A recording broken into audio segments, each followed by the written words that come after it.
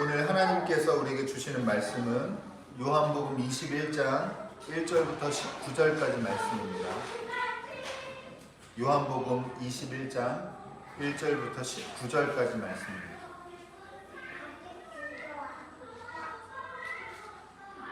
찾으신 분들은 성경 보시고, 다른 분들은 화면 보시면서 오늘 말씀 함께 읽겠습니다. 제가 읽겠습니다.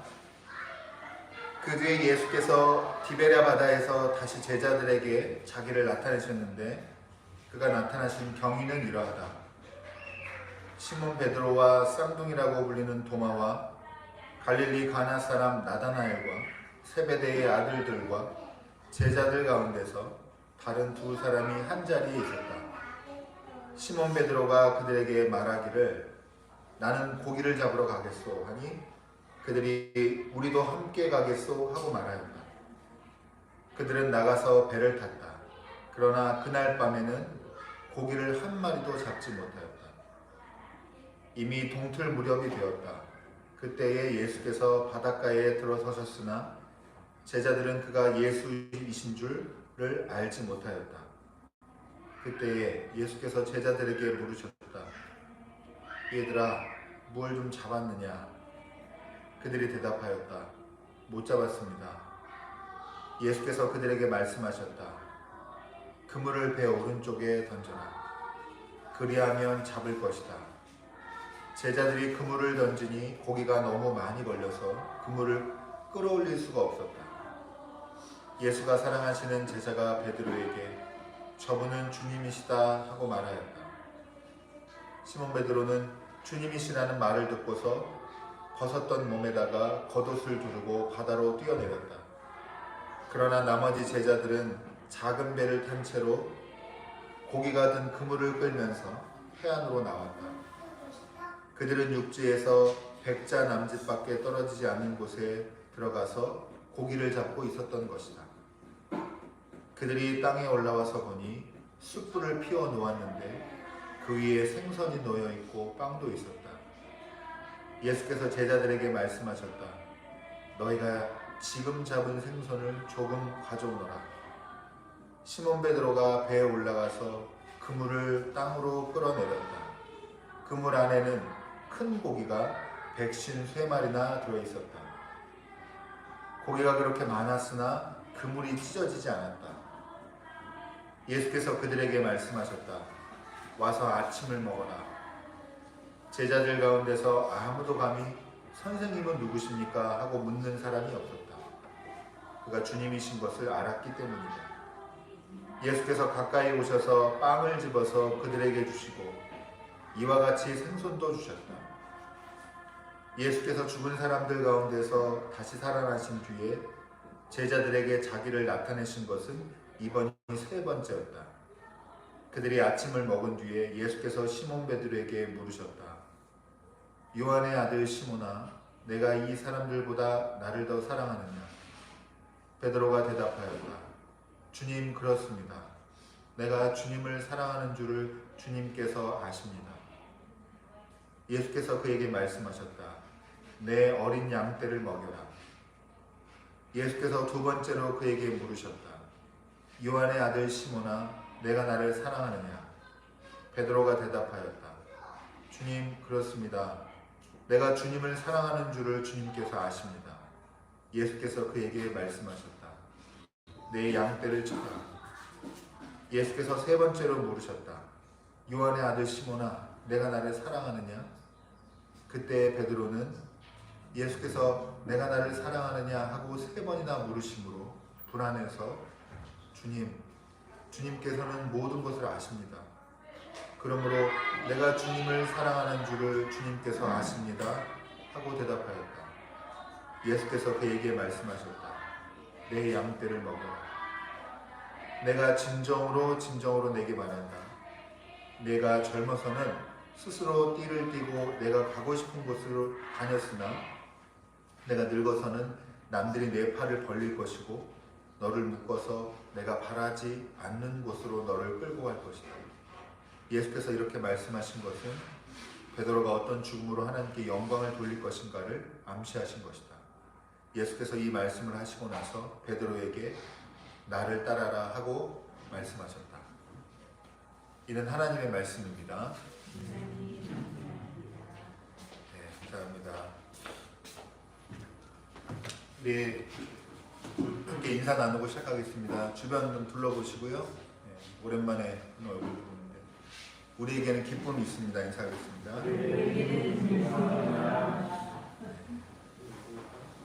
우리에게는 기쁨이 있습니다. 부활절 계속 보내고 있는데요. 우리 삶으로 들어온 부활의 기쁨이 여러분과 함께 하시기를 축원합니다. 부활 계절 동안에 교회가 어떻게 탄생되어 가는지를 흐름을 가지고 기대를 가지고 바라보시면 좋을 것 같고, 그리고 다시 사는 것, 새로운 몸을 입는 것, 이게 부활 신앙의 알짜으로 계속 소개를 하고 있는데, 여러분들 부활절에 이렇게 이 좋으신 주님의 은총으로 새로운 몸을 입는 여러분 되시기를 다시 한번 간절히 축원합니다. 네, 부활절 오늘 셋째 주 말씀으로 사랑에 붙잡힌 몸이란 제목으로 같이 말씀의 은혜 나누도록 하겠습니다. 여러분, 오늘 본문은 좀 긴데요. 그 중에서 이제 저희가 중요한 부분들이 많이 있지만, 베드로를 만나주시는 예수님의 모습을 가지고 부활하신 주님이 세 번째 제자들에게 본인을 확인하신 장면이거든요. 이 장면 중에서 이 베드로와의 만남을 좀 집중해서 보도록 하겠습니다. 오늘 이렇게 시작하는데, 그 뒤 예수께서 디베랴 바다에서 다시 제자들의 자기를 나타내셨는데 그가 나타내신 경위는 이러하다라고 하면서 그 다음에 회상하듯이, 여러분 그 문학이나 특히 이제 영화 같은 거 보면 플래시백이라고 그러는데 갑자기 과거로 화면이 딱 돌아가면서 이런 일이 왜 있었냐면 하면서 보여줘요. 그런 것처럼 이런 영화 기법처럼 이야기가 시작을 합니다. 장면은 그러니까 디베랴 바닷가가 아니라 제자들이 이제 모여 있는 이제 어느 방으로 보이는데요. 그 방에서 베드로와 도마와 나다나엘과 세베대의 아들과 제자 중 두 사람이 여기 더해서 같은 자리에 모여 있었습니다. 그러면서 무슨 얘기를 대화를 나누냐면, 나는 고기를 잡으러 가겠소라고 베드로가 이야기를 합니다. 그러니까 나머지 사람들도 그 말이 무슨 말인지 알고 또 같은 심정이었던 걸로 보여요. 우리도 함께 가겠소 하고 동조합니다. 그러면서 디베랴 바닷가로 어떻게 다시 이 어부들이 가게 됐는지를 뒤에 장면을 통해서 설명을 해주는 건데, 제가 이 장면을 보고 여러분들께 영화 하나를 소개하고 싶은데, 보신 분도 있을 텐데 영화 버닝이라고 보셨어요? 버닝이라는 영화였습니다. 이창동 감독의, 제가 좋아하는 그 영화 감독이기도 하고 매번 영화가 너무 좋았는데, 버닝도 저는 되게 좋게 봤거든요. 근데 대중적으로는 평가가 좀 어렵다라는 평이 많이 있어요. 근데 제가 그 중에 줄거리나 이런 거 다 설명할 건 아니고 인상적인 장면 하나를 좀 소개하고 싶은데, 여기 종수라는 남자와 햄이라는 여자가 이제 둘이 어렸을 때 친구인데 오랜만에 성인이 돼서 재회했는데 둘 다 팍팍하게 살아요. 그래서 팍팍하게 살다 만나가지고 좀 뭐 친구 이상의 특별한 관계로 이제 되기도 하는데, 이 햄이라는 여성이 아프리카로 여행을 가요. 근데 어떤 그 사람이냐면 기본적으로 의미를 쫓는 삶이에요. 나레이터 모델을 하면서 춤을 추다가 오랜만에 친구 종수를 만난 건데, 아프리카로 여행을 떠나면서 뭘 보고 왔냐면 그 아프리카에 있는 춤, 그레이트 홍거와 리틀 홍거라고 하는 어떤 메타포거든요. 근데 이 비유이거든요. 진짜 의미를 추구해서 춤을 추는 사람을 만나게 돼요. 그 춤을 발견하고 나서 그걸, 자기는 춤추는 게 직업이잖아요, 나레이터 모델들이. 그런데 자기는 리틀 홍거고, 그러니까 조금 배고픈 사람이고 진짜 큰 배고픔으로 춤추는 사람, 의미를 위해서 춤추는 그 춤을 보고 와가지고 그 얘기를 종수랑 나누고 이런 장면이 있거든요. 영화에도 그 춤을 추는 장면이 있는데, 쉽게 말하면, 정리하면 리틀 홍거는 자기 생계를 위해서 춤추는 사람이에요. 그 햄이라는 인물이 영화에서 나레이터 모델이 하면서 그 연결이 되고, 그레이터한 거는 의미를 쫓기 위해서, 의미를 찾기 위해서 춤추는 사람이에요. 춤에 의미를 추구를 담아서. 그러니까 베드로를 비롯한 제자들은 지금 그레이터한 거의 삶에서 리틀한 거의 삶으로 지금 회귀하고 있는 겁니다.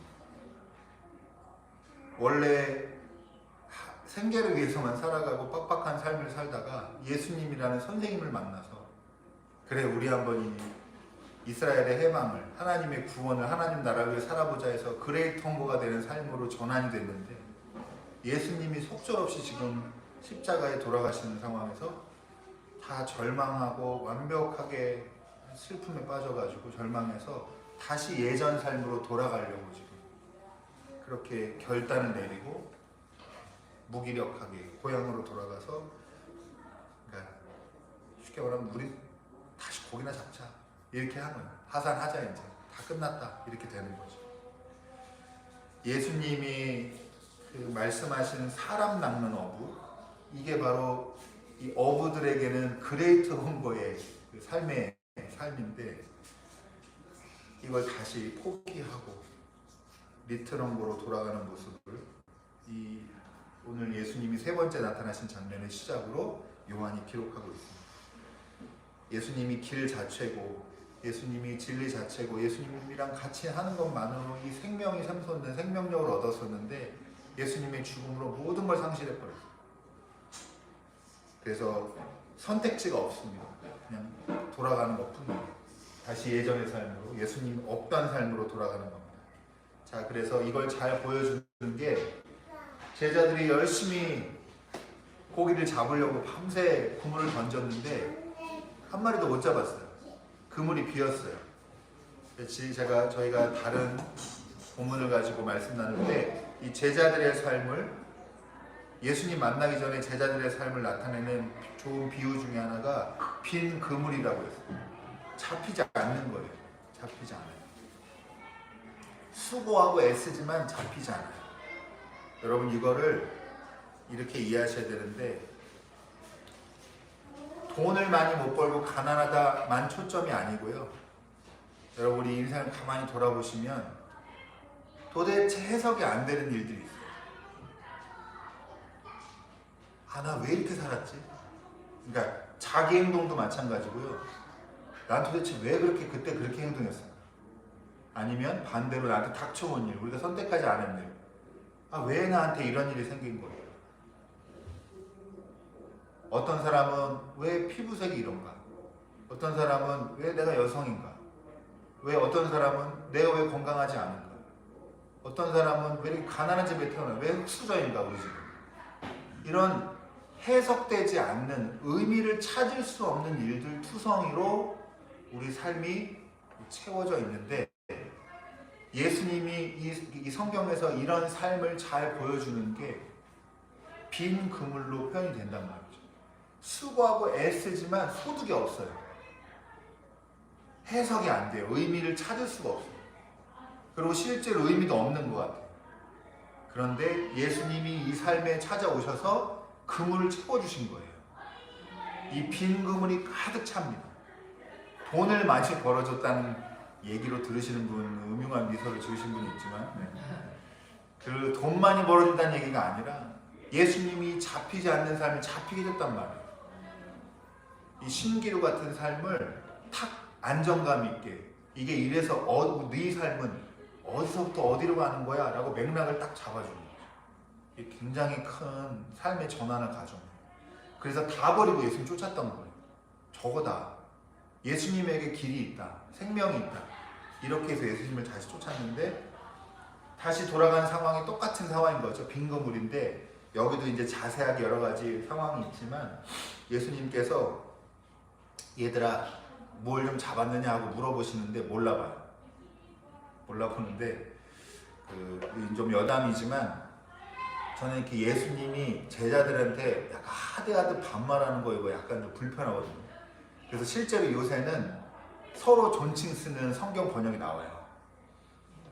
예수님이 30대쯤 돌아가신 걸로 다 기억하고 있는데, 제자들 나이가 더 많았을 텐데 얘들아 뭐 이렇게 부르면 상호 존칭하지 않았을까. 넌 여담이고요.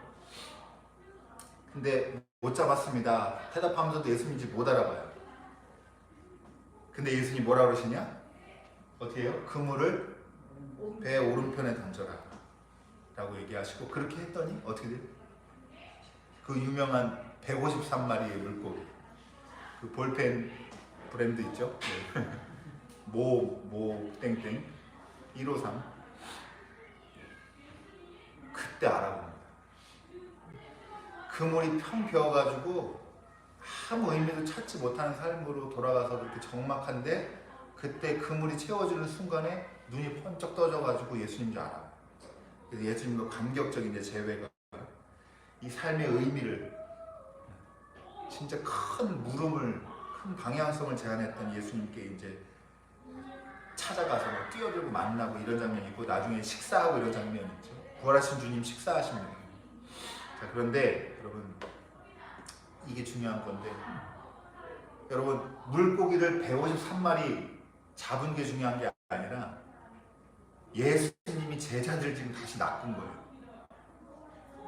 예수님이 친 그 복음의 말하자면 그물에 들어왔다가 다 빠져나왔단 말이죠. 예수님이 돌아가신 걸로 알고 잠시. 그런데 예수님이 지금 물고기 잡게 해주신 분이 아니라 다시 사람 낚는 업으로 제자들을 붙잡으셨다는 게 중요한 겁니다. 그래서 예수님께서 이 제자들을, 부활하신 주님을 확인시켜 주면서 이 제자들의 삶이 다시 한번, 이제는 바뀌지 않을 큰 전환으로 다시 한번 변하게 되는데요. 근데 이제 마지막에 아주 예수님과의, 베드로와의 마지막 장면이 이어지죠. 결국 이 이야기가 어디로 흘러가느냐, 어떤 주제로 귀결이 되냐, 사랑이란 주제로 흘러갑니다. 예수님이 베드로한테 3번 물어봐요. 이 이야기의 중심이 사랑이라는 주제로 이어진다라고 하는 건데, 무슨 질문이냐? 간단해요. 요한의 아들 시몬아, 내가 나를 사랑하느냐? 이걸 물어보세요. 처음 2번까지는 괜찮았는데 3번 물어보니까, 사람이 여러분 똑같은 질문 3번 해보세요. 아빠 나 사랑해? 그럼 아빠 나 사랑해? 이렇게 이 3번. 아빠랑 부모는 괜찮은데 아내가 남편에게 마주보면서 3번 이 질문을 한다. 그럼 여러분 어떨 것 같으세요? 그러면 이게 상당히 불안해지는 거죠. 내가 뭘 잘못했나? 이렇게. 3번 이 질문을 통해서 여러 가지 해석 가능한데, 베드로가 3번 부인한 거에 대한 좀 어떻게 보면 반대, 그 매듭을 푸는 과정일 수도 있다라는 해석도 있는데, 여러 가지 좋아요. 그런데 저는 완전하게 예수님이 베드로를, 마음을, 중심을 잡아주시는 느낌이 들어요. 1번 묻고, 2번 묻고, 3번 묻고, 잊지 마라고 하는 거죠. 까먹지 마라. 완전하게, 온전하게 베드로의 마음을 잡으시고 사랑으로 붙드시는 것을 볼 수가 있습니다. 그래서 베드로는 부활하신 주님을 만나서 다시 한번 기회를 얻습니다. 예수님 뭐에 사로잡힌 몸이 되느냐? 오늘 말씀의 제목처럼 예수님의 사랑에 붙잡힌 몸으로 이제 다시 시작하게 됩니다. 여러분, 이때 이 만남 이후로 베드로의 삶이 이제 어디로 갈지도 여기 성경에 보면 말하자면 암시가 되어 있다고 하는데, 고통받고 고난받고 자기가 통제할 수 없는 삶이 되는데, 대신에 사람 낚는 어부가 정말로 진실한 사람 낚는 어부가 되고, 교회의 반석이 되고, 부활의 증인이 되고, 이렇게 이제 베드로가 삶이 변하게 됩니다. 여러분, 말씀 이제 마치겠는데요. 요새 다시 태어난다 뭐 이런 얘기들도 대중적으로 심심찮게 많이 쓰는 얘기인데, 여러분 언제 사람이 다시 태어날까요? 뭘 깨달아서 그런 분도 있고, 자식을 낳은 이후로 다시 태어나신 분이 있고, 아니면 좋은 일자리를 만나거나 어떤 큰 일을 겪거나 이럴 수도 있고, 또 어떤 분들은 결혼 통해서 삶을 바꿔보려고 이렇게 애쓰시는 분들도 만나게 되고, 반대로 또 어떤 분들은 이혼을 통해서 다시 태어난 분도 있어요.